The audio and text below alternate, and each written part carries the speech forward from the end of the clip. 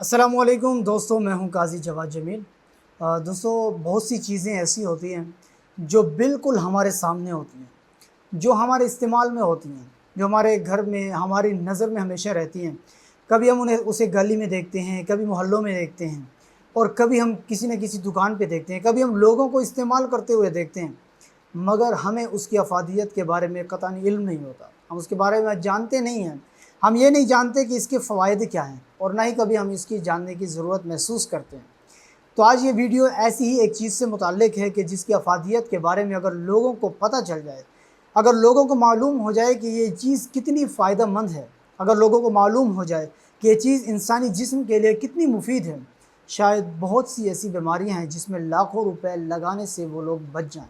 बहुत सी ऐसी बीमारियां हैं जहाँ पे लोग लाखों रुपए खर्च करते हैं। बहुत सी ऐसी चीज़ें हैं, उसका इस्तेमाल ऐसी ऐसी चीज़ों के बारे में है जहाँ हज़ारों रुपए खर्च किए जाते हैं, वहाँ पे लोग बहुत सा पैसा बचा सकते हैं।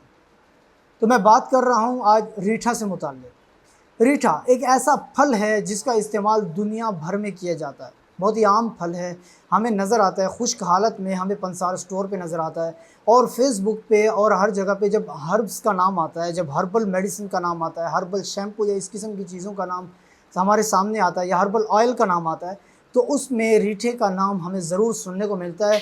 कौन लोग हैं जो उसकी शक्ल के से वाकिफ़ नहीं हैं? यकीनन आप तमाम लोग उससे वाकिफ़ हैं, उसकी शक्ल से भी वाकिफ़ हैं। एक ऐसा फल है जो जब खुश्क हालत में हो जाता है तो एक ज़र्द या स्याही माइल, थोड़ा सा सुर्ख किस्म का उसका रंगत होती है, पीली रंगत होती है, थोड़ी स्याही माइल होती है, और जो है उसके अंदर एक काले रंग की छोटी गुठली होती है।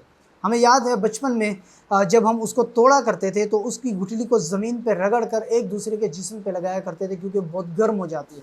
आजकल भी देहाती इलाकों में बच्चों का ये मशगला होता है कि जब उनके हाथ में रीठा लग जाता है तो उसकी गुठली निकाल के उसको ज़मीन पे रगड़ते हैं, जिससे वो गर्म हो जाते हैं, और एक दूसरे के हाथ पे लगाते हैं, कभी गर्दन पे लगा देते हैं।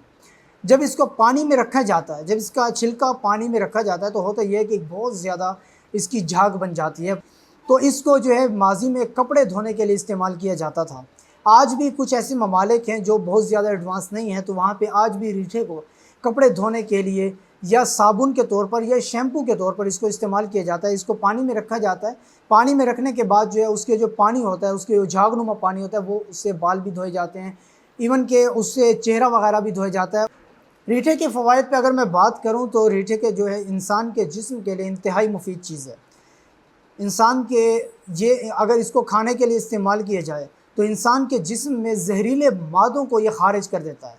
बहुत सी किस्म के ऐसे ज़हरीले मादे जो इंसान के अंदर इंसान की बहुत सी बड़ी बड़ी बीमारियों का सबब बनते हैं, ये उन जहरीले मादों को ख़ारिज करते हैं और उन ज़हरीले मादों का ख़ात्मा करते हैं। रीठे का सफ़ूफ़ अगर बना के इस्तेमाल किया जाए तो इंसान के मैदे और आंतों के बहुत से मसाइल ठीक हो जाते हैं।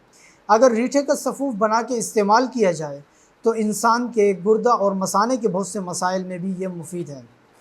ये मखरज बलगम भी है, यानी अगर किसी को बहुत ज़्यादा बलगम के मसाइल का सामना है तो इसका सफ़ूफ़ इस्तेमाल कर सकता है। रीठे का इस्तेमाल अगर जिल्द के ऊपर किया जाए तो इंसान की जिल्द से ये दानों का ख़ात्मा करता है, ये ख़ारिश को दूर करता है, दाग धब्बों को भी दूर करता है। इसका पेस्ट बना के चेहरे पे लगाने से चेहरा बिल्कुल साफ़ हो जाता है।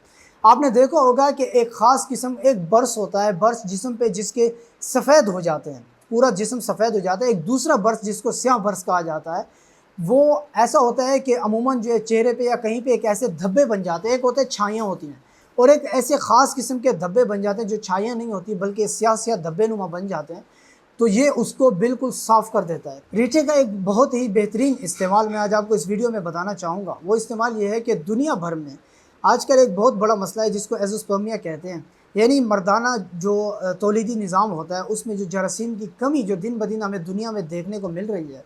क्या कहा यह जा रहा है कि अगर यही स्पीड रही, यही अगर इसकी रफ़्तार रही तो आइंदा 50 साल के बाद इसकी शरह सिफर रह जाएगी। स्पर्म काउंटिंग की शरह जो है वो सिफर तक आ सकती है। अगर रीठे का पाउडर बना के इंसान अगर इस्तेमाल करता है तो ये जरासीम को बढ़ाने में बहुत ज़्यादा मददगार है।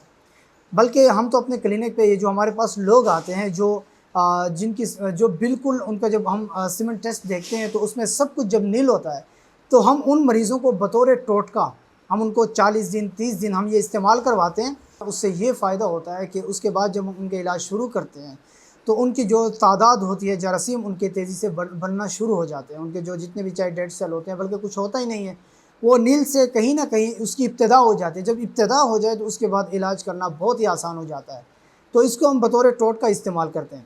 بات اب چل ہی پڑی ہے تو میں یہ بتاتا چلوں کہ انشاءاللہ آنے والے چند دنوں میں اس موضوع پہ ایزوسپرمیا یا اس قسم سے اس سے جو ریلیٹڈ جتنے بھی موضوعات ہیں اس سے متعلق انشاءاللہ میں 3 یا 4 ویڈیوز اپلوڈ کروں گا، تاکہ اس کیس کو آسانی سے سمجھنے میں آپ کے لیے آسانی ہو اور آج آپ سمجھ سکیں، اور جو لوگ بے اولاد ہیں وہ اپنا اس مسئلے کے لیے اپنا حل نکال سکیں۔ اس طرح کی مزید انفارمیٹو ویڈیوز کے لیے آپ ہمارے ساتھ رہیں۔ بہت شکریہ، اللہ حافظ۔